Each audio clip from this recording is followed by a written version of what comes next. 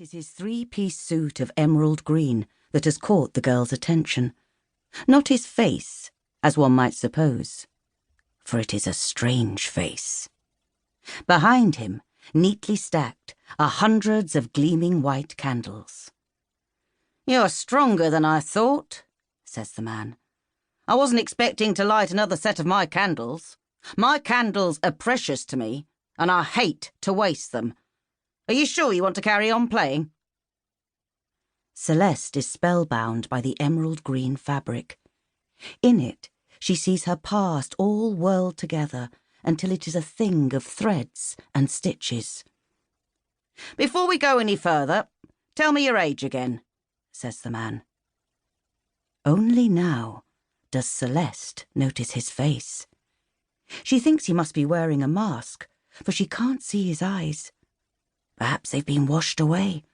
Fish occasionally nibble at his shiny, bald head. On the desk rests a ledger. It is like the one she remembers the clerk in the hat shop had when she and Anna went to pick up a parcel for Mother. "I asked you a question," he says. Celeste doesn't answer.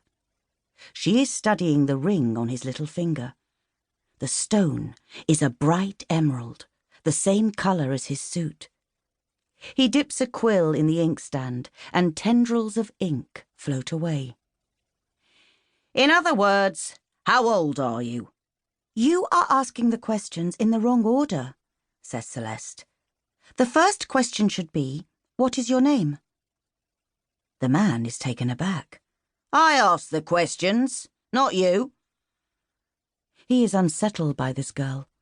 Seldom has he met a child with strength enough to move on to the final part of the game.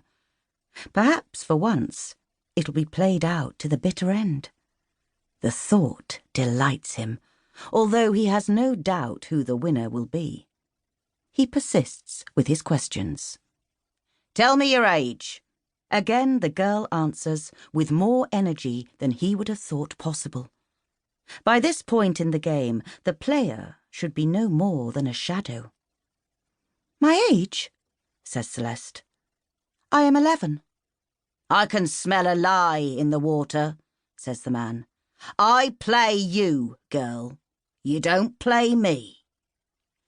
The truth is, Celeste can't remember if she is about to be 11 or has just turned 11, or perhaps she's 12. She is pondering this when the man in the emerald green suit turns over the page in the ledger. With his quill, he points upwards. Celeste follows the tip of the feather. Above the heads of the sleepers hangs a glass chandelier in the shape of a galleon. 750 candles, says the man, and not one of them is defeated by the seawater.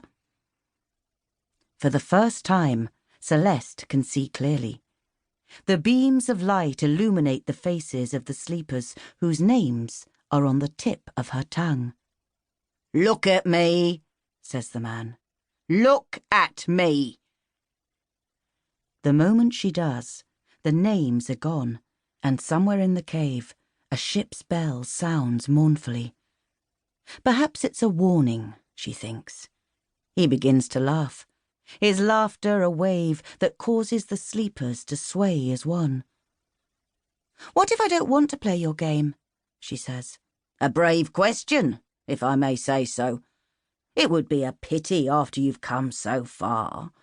But I would understand, for the game only gets harder from now on." He leans back in his chair. "Do you want to know what happens if you retire from the game?" "Yes," says Celeste. "It's simple. You join the first row of sleepers. It's your decision. This part of the game is called the Reckoning, and only I know the rules." "Then it isn't fair." "I never said it was. I always win. I will help you this much, and I'm being too generous. I've already been too generous in letting you have one of the sleepers. Not that she is of any use. I did tell you that at the beginning, before I lit the first set of candles, but that is by the by. Where was I? Yes. The player, that is you, Maria, was abandoned as a baby on the steps of the great...